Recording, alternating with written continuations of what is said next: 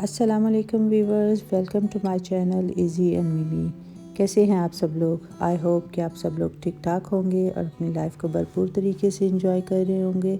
Viewers, आज मैं आप सबके साथ तिल की टिक्की की रेसिपी शेयर करूंगी जो कि बहुत इजी है। तो आइए रेसिपी की तरफ चलते हैं।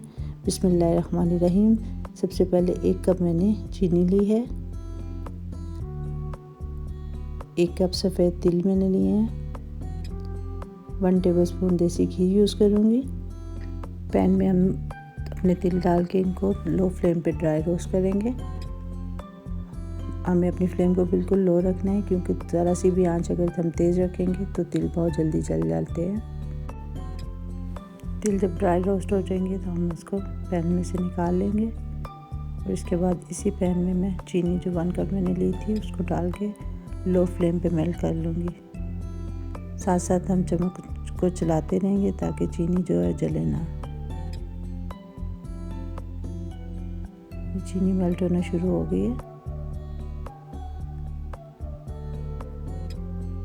चीनी ऑलमोस्ट मेल्ट हो गई है। अब मैं 1 टेबलस्पून इसमें देसी घी ऐड कर दूंगी। देसी घी से बहुत अच्छी शाइन आती है।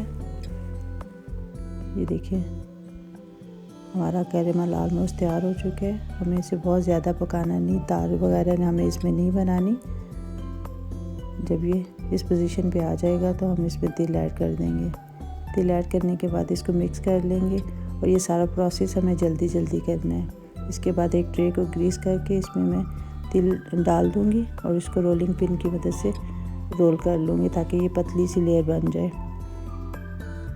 हम इसको हाथ से नहीं कर सकते क्योंकि ये बहुत ज़्यादा गर्म होता है। अब इसको अपनी पसंद की शेप दे के ठंडा होने के लिए रखते हैं।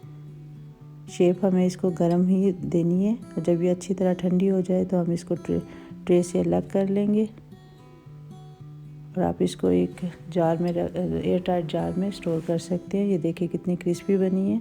आई होप आपको आज की रेसिपी अच्छी लगी होगी। दुआ में याद रखिएगा। अल्लाह हाफिज़।